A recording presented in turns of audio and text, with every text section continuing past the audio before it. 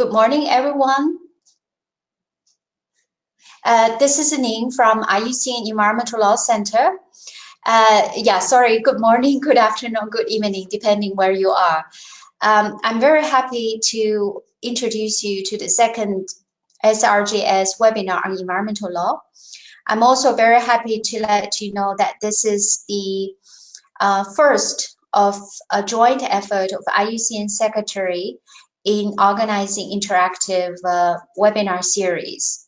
So 3 programs of IUCN, the law program, the business and biodiversity program, the gender program, agreed that we'll work together to provide assistance to all of you in on different topics under the SRJS program. So as we announced in February that we are going to organize a webinar in April, the law program will lead the first of these interactive webinar series. And then next month we will have business and biodiversity, and then afterwards a focus on gender issues. So we are very happy that colleagues from other programs that I mentioned, business and biodiversity and gender programs, are presented at the workshop. So if there are urgent questions on relevant issues addressed to the other 2 colleagues, please also feel free to do so. I don't know if you can see my screen. Monica, I don't think I can show my screen yet. But anyway, I want to just quickly go through the agenda of today. We will today have a quick feedback and reflection of the MOOC course on law enforcement that we introduced last time. I would like to hear your views about it, whether you find this is helpful, whether you have any suggestions for improvements. So after this quick feedback, I will invite a colleague from UNITA, UN Institute for Training and Research, to give a presentation of a learning module that we recently jointly developed, called Integrated Planning for Climate Change and Biodiversity Conservation. We are planning a few other webinars, a few other e-learning courses with UNITAR. So we would like to introduce this one as a starting one and see if you find them useful. And then afterwards, I would like to really listening to you and get your ideas of what kind of needs and requests that you have. IUCN could provide a bit more support. So this is roughly what we are going to do for today. I don't know how many of you have participated in the MOOC course. I'm wondering whether there's any volunteers who would like to share with us your thoughts and ideas about your experience. If you are ready to talk, please let us know. Monica, my colleague, is monitoring the session, and she would be able to see you and let you speak. Or you can type in the chat box, and we can also address it in such a way.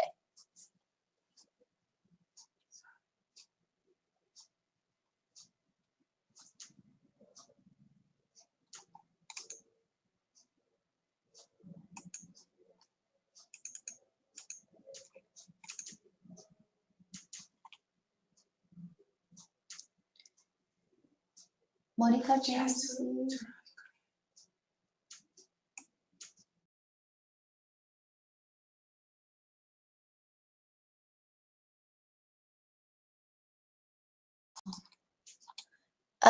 We haven't seen anybody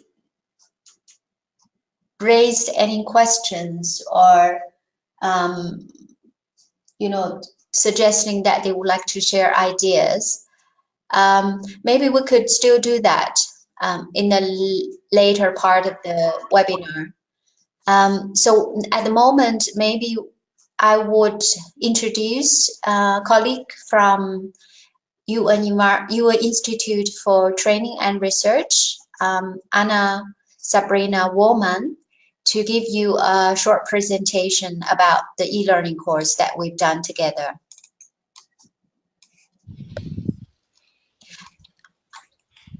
Anna, Sabrina, do you mind to start to give an introduction? No problem at all, Ning. Thank you very much for the introduction.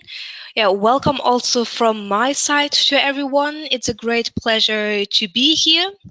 Let me quickly introduce myself. My name is Sabrina Wollmann. I work for the UN Institute for Training and Research, and I hold a doctorate in international law from Maastricht University.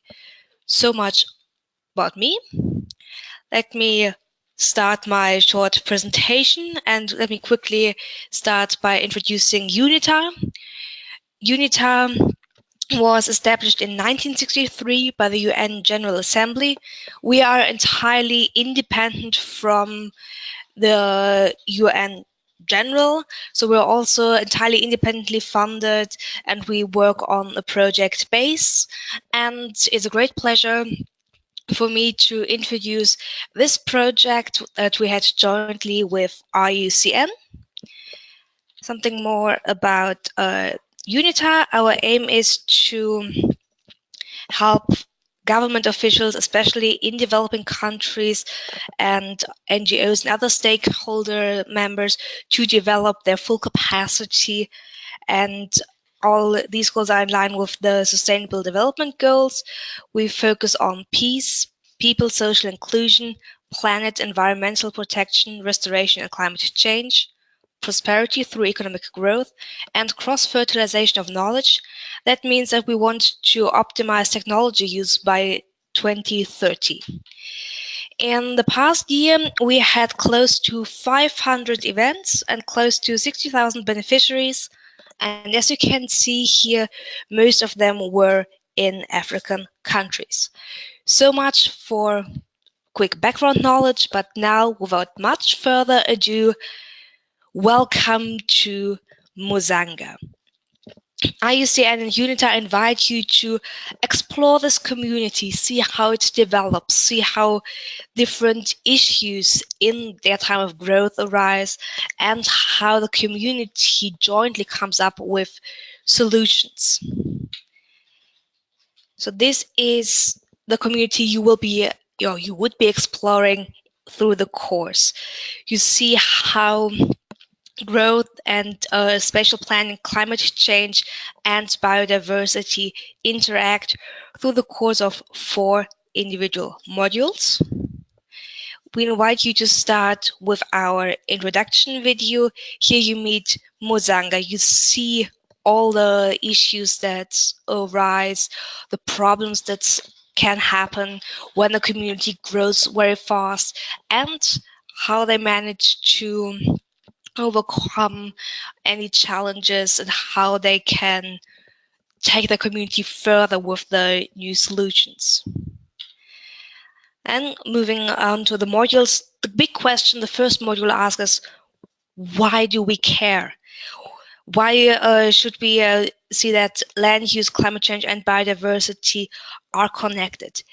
In this module, you would look at the spatial planning, biodiversity, and climate change nexus. You would learn about principles and concepts of land use, and you would learn about the role played by protected areas in village planning.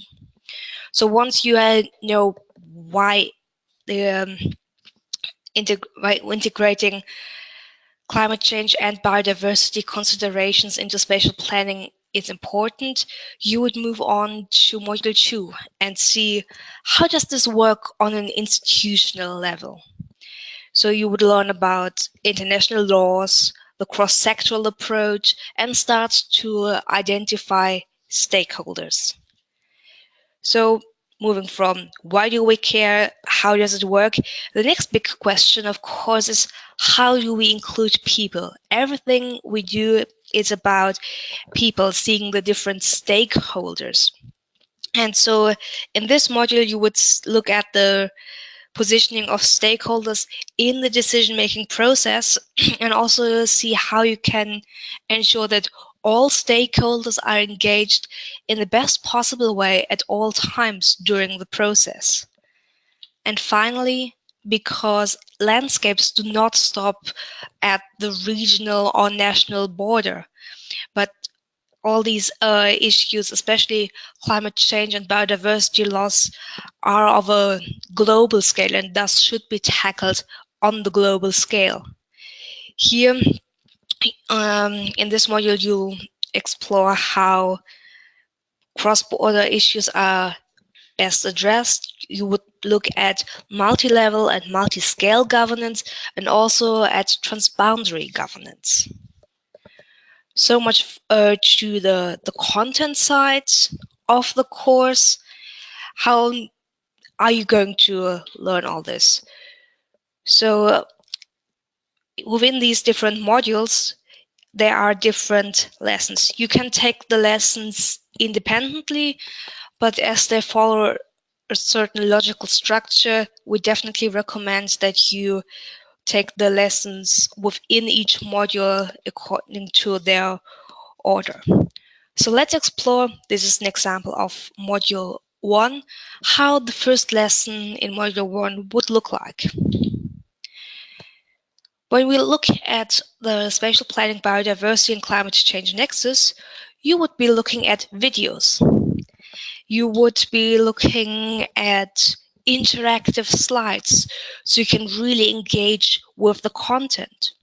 And there are certain animated videos where you'll not only learn more about Mozanga, but also about similar communities and how the strategies developed in Mozanga can help other communities and can so bring a more global approach or a more helpful approach also to other places.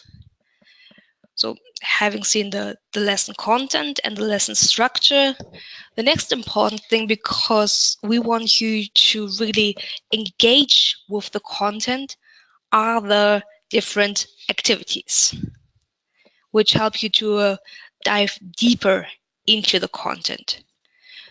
So the first thing, it's called knowledge assessment. Don't worry, these are just quizzes. There are 4 quizzes in total, which contain multiple choice questions, true or false questions, and you have 2 attempts to complete the knowledge assessment. And we see this as just the next step in the learning process. So don't worry, you will be given feedback after the first attempt, and then you can go back and try the quiz again. Upon completion of a quiz, you will receive one of these beautiful badges. And that way you can already at like an intermediate stages already show your progress. You see the first badge as the title of the first module. So once completing the first module, you already have something to show for all your hard work.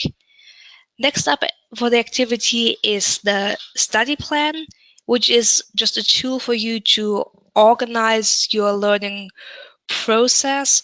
You can tick off lessons and activities you have already completed, and so you always maintain an overview of things you still need to do or things that you should be doing. Keep the knowledge assessment and the study plan in mind because they become important later on. Finally, there is the tell us your opinion activity, because Ayusa and Junta are very interested in your opinion. Don't worry, when you give us your opinion, it's going to be entirely anonymous, but we value your input to improve the course, to make it better, and to ensure that there's the high quality standard that we will want for the course. In addition to activities, you also have resources that help to guide you through the process, and if you want to go the extra mile allow you to go even deeper into the topic. First off, there are the takeaways. They are just the essential summary of all the lesson contents, which can be either in a video or in a PDF. They are just really the bullet points, the key aspects that you should take away from a lesson. Next, there are also the modules in a PDF form. So all the lesson content is available for you offline. You can study offline and you can keep the PDF after the course as a reference point. And finally, there are references and external links that provide you with additional information. So when you're extremely interested in one aspect of the course, this allows you to take your study further. So now we've seen the lesson content, activities, and resources. And of course, once you've completed all of these, you will receive one of these beautiful certificates. In order to get the certificate, you will need to complete the 4 quizzes. So you would earn the 4 badges and complete your study plan. As I said, keep them in mind. Now you know why combining the badges and the study plan gives you this beautiful certificate. So to summarize everything, this course was created jointly by IUCN and UNITAR. It is a short course, depending on your learning speed, of course, but it should not take you much longer than a few hours. Once you register, you have 4 months to complete the course. So also, you are rather flexible in the way you plan your study within the 4 months. If you take, because you can take each lesson individually, if you take one lesson in one evening and then a few days later you take the other lesson, you will be able to manage everything in time. The course is free of charge. The PDFs are all your own even after the course. Don't worry, all of this information can also be found in the syllabus, which is available on the course site. So this is all from me for now. I'd like to give the floor back to Ning, and I'm of course waiting for any questions that you might have. Thank you very much. Thanks very much, Sabrina, for this introduction. This is one of the first e-learning modules that IUC Environmental Law Center and UNITAR produced. In the pipeline, we are also working together to focus on 2 topics. One is on wildlife trade, illegal wildlife trade or wildlife crime, and the other one is on climate change adaptation. So these 2 are under preparation, and we will also make them available to you after they are completed and uploaded. After the webinar, I'm going to send an invitation to all of you where you can get registered, and please register as soon as possible to complete this course in a short period of time. Yeah. So today we don't really have many CSO partners join the webinar, it seems, but we do see that our colleague Joshua is there, and we are wondering whether you would like to share with us a little bit more about your experience in your country and what are the needs that you might be able to benefit through the collaboration with the IUCN programs. Yeah, I'm wondering whether you would like to share with us maybe a bit of your idea. I don't know if that's okay for you.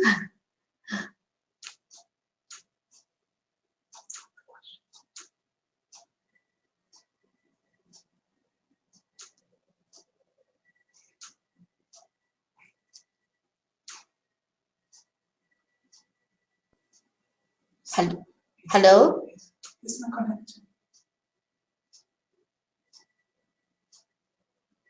Okay. Yeah. All right. If not for today, maybe we try another time.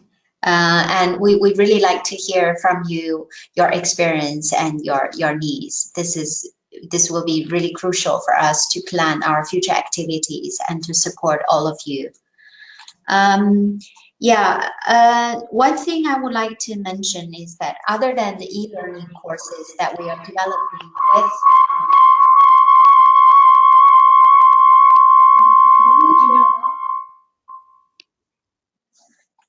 sorry about the disturbance. So I just want to mention that other than the course e-learning courses we are developing with UNITAR, this kind of interactive e-learning, we are also working with other programs. Just now at the beginning, I mentioned that we work with Business and Biodiversity Program and Gender Program on the webinar series. And we are also discussing among ourselves the ways that we can work together to look into, for instance, the mining issue, how, from different angles we should should address this problem, and we will all work together in producing something that might be helpful for you in your work. And also, other than this, we also at the Environmental Law Center have some resources, training resources developed through other projects and programs. We would also like to share with you, but we do need to adapt them to your specific needs. So this is why this kind of interactive webinar is very helpful if we can hear from you of your experience and your real needs on the ground. Yeah. No, we don't see any questions. I'm wondering about whether my colleagues from other programs and would like to say a few words about the future interactive plans. Nadine, I know you are there. Do you want to say something about the plan for the next interactive webinar?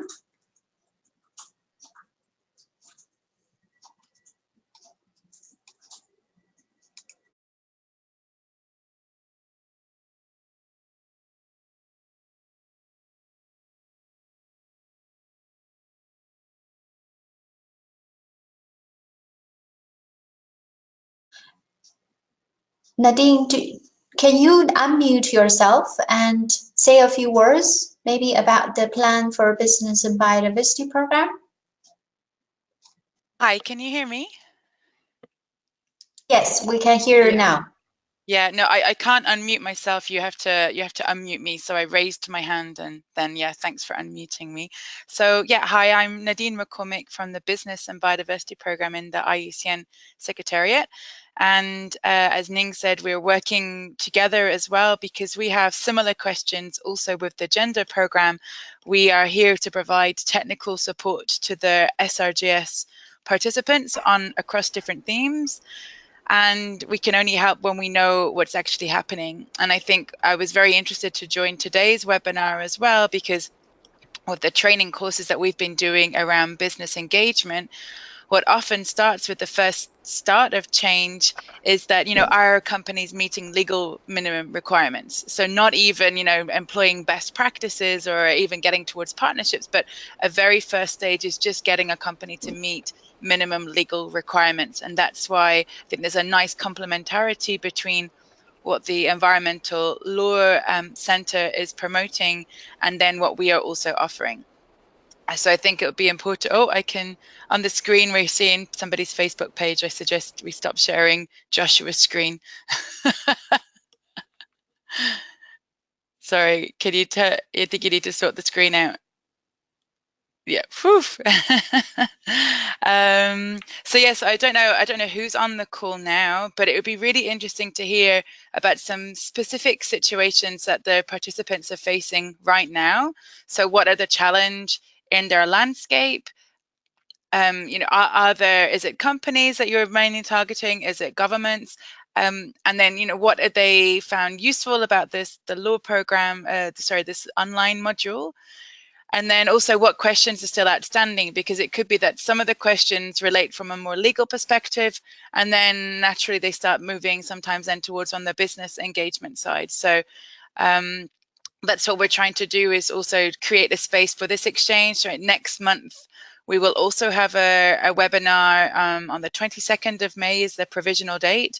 And we will again create a space for more participants to come and share their experiences. How far have they got? What have they achieved? Where are they stuck? And together we can try to help overcome some of the barriers that you have in your respective landscapes. So just to echo what Ning is saying, if we've got some of the local SRJS partners on the call, it'd be really great to hear from you. Where are you right now? Where are you succeeding at? Where are you stuck? Where are some of your barriers? What are some of your questions right now? And then we're here to try to help overcome some of those barriers. And if you want to say something, you just need to click on the raise your hand button or type a message in the question box, and then they can unmute you. But it'd be really good to hear from the others on the call. So I think I'll leave it there if that's okay, Ning, unless there's anything particularly you wanted me to share as well. No, thank you very much, Nadine. We just want to, because as I mentioned, this is the first interactive webinar series from IUC and supporting team, so to say. So I do appreciate that you give a few words about the plan and the needs that all of us would request from the partner organizations. Yeah, we see some participants there, but I don't think anyone is ready at this webinar to say something about their experience. If so, I would actually suggest that maybe we stop the webinar for now, and we make the recording available to all the colleagues in different parts of the world. And maybe we can propose a few questions, specific questions to all of them, to invite them for their ideas and suggestions.